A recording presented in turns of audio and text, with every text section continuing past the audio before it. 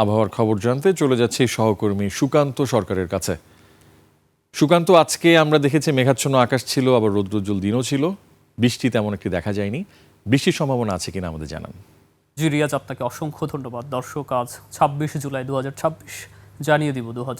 জানিয়ে দিব আবহাওয়ার সর্বশেষ তথ্য।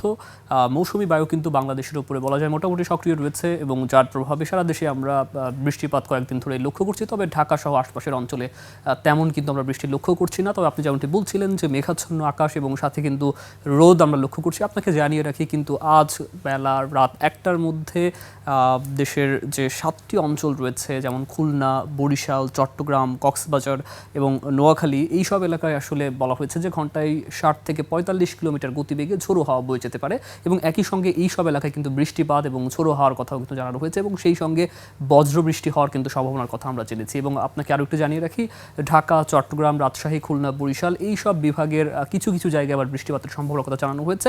আবার এই সব বিভাগের কোথাও কোথাও আসলে আবার হালকা থেকে মাঝারি ধরনের বৃষ্টিপাতের কথাও কিন্তু আমরা জেনেছি।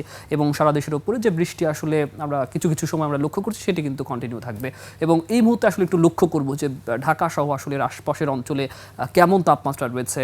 আমরা এই মুহূর্তে লক্ষ্য করছি ঢাকার দিকে যদি একটু লক্ষ্য করি ৩০ ডিগ্রি আমরা দেখতে পাচ্ছি। যদি সর্বনিম্ন তাপমাত্রার কথা বলি এবং সর্বোচ্চ তাপমাত্রা যদি আমরা একটু কথা বলতে চাই, সেক্ষেত্রে আমরা দেখতে পাচ্ছি যে এই মুহূর্তে আসলে সেটি রয়েছে। আমরা দেখতে পাচ্ছি ২৮ ডিগ্রি আজকে সর্বনিম্ন ছিল এবং সর্বোচ্চ আমরা এই মুহূর্তে দেখতে পাচ্ছি ৩১ ডিগ্রি। এবং রাজশাহীতে যদি আসি, সেখানে আমরা দেখতে পাচ্ছি ৩১ ডিগ্রি তাপমাত্রা রয়েছে।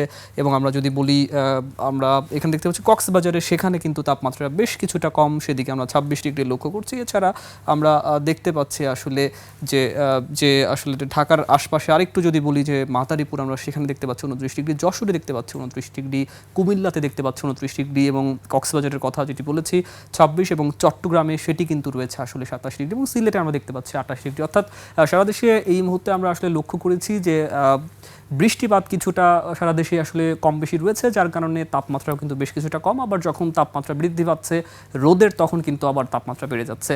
রিয়াজ, আরেকটি তথ্য আপনাকে জানিয়ে শেষ করতে চাই যে দিন এবং রাতের তাপমাত্রা সামান্য অপরিবর্তিত হতে পারে। রিয়াজ, এই ছিল আসলে আবহাওয়া নিয়ে এখনো পর্যন্ত আমার কাছে সর্বশেষ। সুকান্ত, আপনাকে অসংখ্য ধন্যবাদ।